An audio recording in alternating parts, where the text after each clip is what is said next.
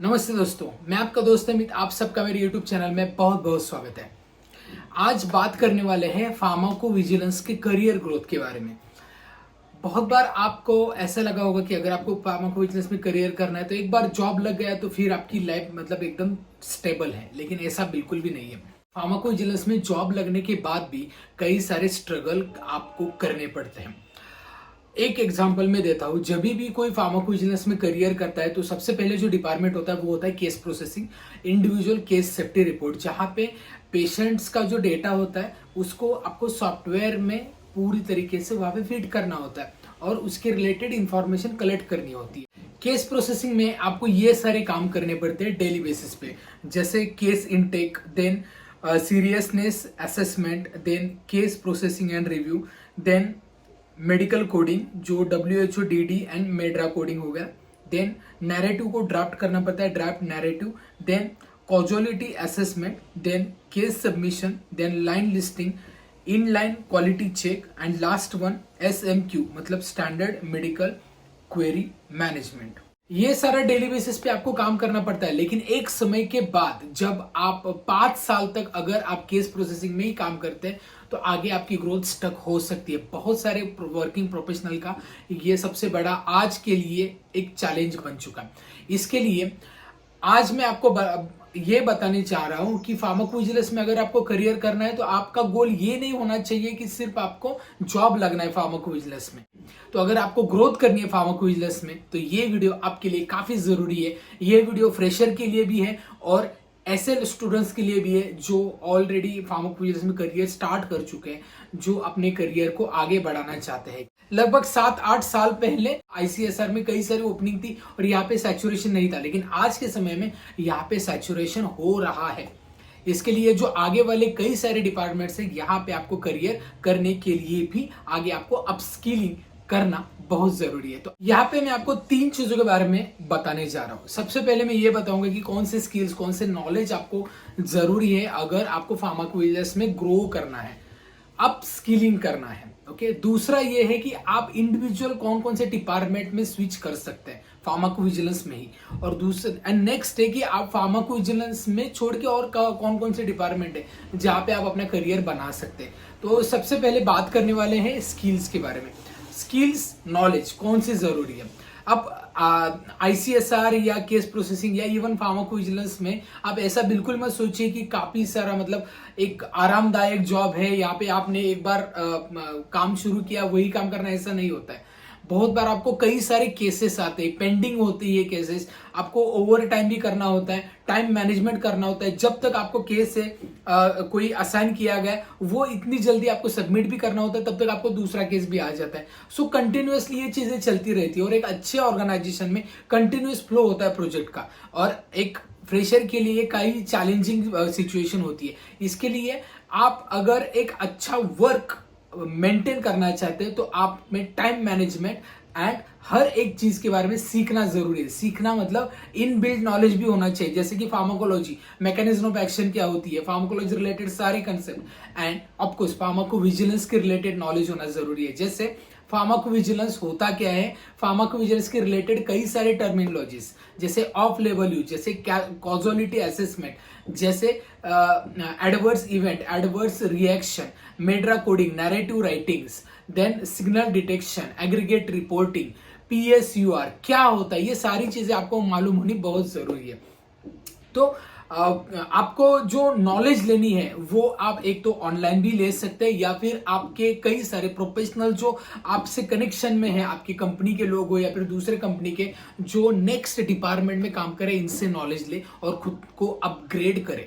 And एक मैं ये भी सजेस्ट करूंगा कि आप ऑनलाइन कोर्स भी कर सकते हैं जहां पे आप अपना खुद का नॉलेज बढ़ा सकते हैं। अब यहाँ पे आपको पहले तो फार्माकोविजिलेंस के रिलेटेड पूरी नॉलेज अगर आपको होती है तो वो उससे आगे भी और नॉलेज होनी चाहिए। जैसे मैंने बताया कि signal detection, aggregate reporting, PSUR क्या होता है, राइट। तो इसके रिलेटेड इंफॉर्मेशन होनी चाहिए, और अगर आपको ये नॉलेज आती है तो डेफिनेटली आप यहाँ पे काफी अच्छा करियर कर सकते हैं। इवन कंप्यूटर वैलिडेशन का भी नॉलेज अगर आपको होता है तो वो भी सही नॉलेज होता है। ओके, एंड दूसरी चीज ये होती है कि आप फर्दर स्टडी करें। आप ऑनलाइन कोर्सेज या शॉर्ट टर्म कोर्सेज भी करेंगे तभी भी बेनिफिशियल है। अदरवाइज आप एक पोस्ट ग्रेजुएट जैसे मास्टर्स करें या फिर एमएससी भी कर सकते हैं या एमबीए भी कर सकते हैं। फॉर एग्जाम्पल अगर देखा जाए एमबीए, अगर आप एमबीए करते हैं तो यहाँ पे बिजनेस मैनेजमेंट के कई सारे पोस्ट होती है फार्माकोविजिलेंस में, जैसे बिडिंग में, जैसे स्पॉन्सर्स के साथ मीटिंग में आप एक बहुत अच्छा पार्ट कवर कर सकते हैं जहाँ पे आपको बिजनेस रिलेटेड पूरी एक्टिविटीज दी जाएगी और यहाँ पे आपके लिए अलग पोस्ट भी होती है और कई अच्छा यहाँ पे ग्रोथ भी होता है। इसके लिए अगर एमबीए भी करते हैं तभी भी आपकी अपस्किलिंग हो सकती है यहाँ पे। इसके बाद डेटाबेस के बारे में जानकारी लेना जरूरी है, जैसे आर्गस, आरएसजी, क्लिनो सेफ्टी या फिर ओरेकल, राइट। तो ये जो सॉफ्ट डेटाबेसेस है इसके बारे में जानना जरूरी है अगर आपको आगे जाना है तो।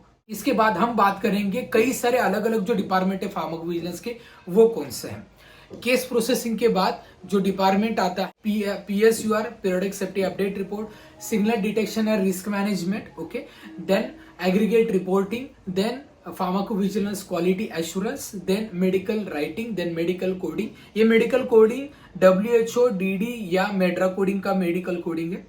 अब देखिए फार्माकोविजिलेंस में सिर्फ फार्मेसी के स्टूडेंट नहीं करियर कर सकते, लाइफ साइंस के स्टूडेंट भी कर सकते हैं और मेडिकल साइंस के भी कर सकते हैं। और मेडिकल साइंस के स्टूडेंट्स के लिए कई सारी अपॉर्चुनिटी भी है, जैसे लिटरेचर राइटिंग जो स्पेसिफिक डोमेन है वहां पे BDS के स्टूडेंट, MBBS के स्टूडेंट करियर करते हैं। तो इसके लिए कॉम्पिटिशन ऑफकोर्स फार्माकोविजिलेंस में है।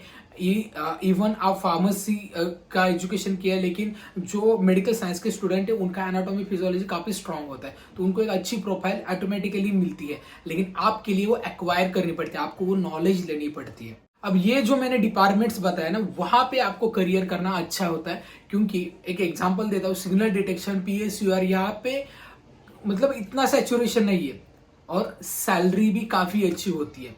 मतलब इतना अच्छा हाइक आपको मिलता है, केस प्रोसेसिंग से भी कई ज्यादा हाइक मिलता है। सिग्नल में, एग्रीगेट रिपोर्टिंग, PSUR में, PVQA में कई सारा, मतलब आप अगर नॉलेज लेते हैं तो डेफिनेटली आपको करियर अच्छा होता है और आगे जाके आप मतलब लॉन्ग टर्म फार्माकोविजिलेंस में करियर कर सकते हैं।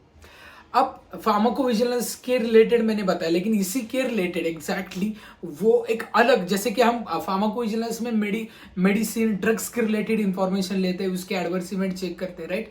और एडवर्स इवेंट कैसे चेक करते हैं, एक तो स्पॉन्टेनियस रिपोर्टिंग से आते हैं या फिर क्लिनिकल ट्रायल से के थ्रू भी आ सकते हैं, राइट। तो यहाँ पे फार्माकोविजिलेंस की हमने बात की। अब अगर मेडिकल डिवाइसेस के रिलेटेड कोई एडवर्स इवेंट होते हैं तो वो कहाँ पे आते हैं, वो आते हैं मटेरियोविजिलेंस में। कॉस्मेटिक्स रिलेटेड अगर कोई इश्यूज होते हैं तो वो आते हैं कॉस्मेटोविजिलेंस में। अगर वेटरनरी मेडिसिन के रिलेटेड आते हैं तो वेटरनरी फार्माकोविजिलेंस है, राइट। एंड अगर आयुर्वेदिक के रिलेटेड, प्रिपरेशन के रिलेटेड भी अगर एडवर्स इवेंट पाए जाते हैं तो वो हर्बोविजिलेंस है। तो ये 4 डिपार्टमेंट है जहां पे भी आप अच्छा करियर कर सकते हैं और यहाँ पे भी कई अच्छा स्कोप है। अब यहाँ पे नॉलेज लेनी आपको जरूरी है, जैसे मैंने बताया ऑनलाइन कोर्सेस ये इंफॉर्मेशन, बट एक बेसिक नॉलेज है जो बहुत जरूरी है, वो होता है गुड मैन्युफैक्चरिंग प्रैक्टिस, मॉड्यूल 6। इसके बाद 21 CFR part 11, then ICH guidelines में E2B, E2C, E2D गाइडलाइंस और various trends and researches in the clinical research. ये जो 4 पॉइंट मैंने बताया वो बहुत जरूरी है आपको फार्माकोविजिलेंस में करियर करने के लिए। तो अगर आप फ्रेशर है तो अप्लाई कैसे कर सकते हैं, कहाँ पे ऐसा मतलब अच्छा करियर कैसे कर सकते हैं, ये आपको जानना है तो ऑलरेडी इस पे वीडियो बनाए। इवन इंटरव्यू रिलेटेड भी अगर आपको क्वेश्चन चाहिए तो उसका भी वीडियो बनाए, डिस्क्रिप्शन में वो उन वीडियोज की इंफॉर्मेशन दे दूंगा। लेकिन आपको अगर करियर करना है और ग्रोथ करनी है फार्माकोविजिलेंस में तो मैंने जो टिप्स आपको बताया वो आपको फॉलो करने हैं। और अगर आप डेडिकेटेडली इसका नॉलेज लेना चाहते हैं तो आप ज्वाइन कर सकते हैं हमारा 3 month online certification course in pharmacovigilance, जहाँ पे आपको फार्माकोविजिलेंस के रिलेटेड ओवरऑल पूरा नॉलेज मिल जाता है, जहाँ से आप अच्छा करियर बिल्डअप कर सकते हैं।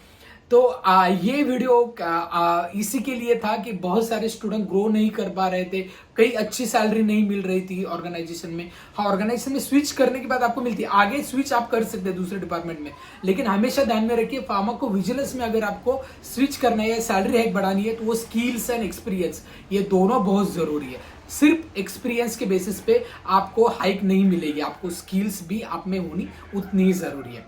तो ये वीडियो कैसा लगा, इन्फॉर्मेशन कैसी लगी, ये मुझे बताइए। वीडियो अच्छा लगता है, कंटेंट अच्छा लगता है, वीडियो को लाइक करें। चैनल को अभी सब्सक्राइब नहीं किया, चैनल को सब्सक्राइब करें और इस वीडियो को कई सारे लोगों तक शेयर करें। इस वीडियो में इतना ही, मिलते हैं नेक्स्ट वीडियो में। तब तक बी हेल्दी, बी हैप्पी।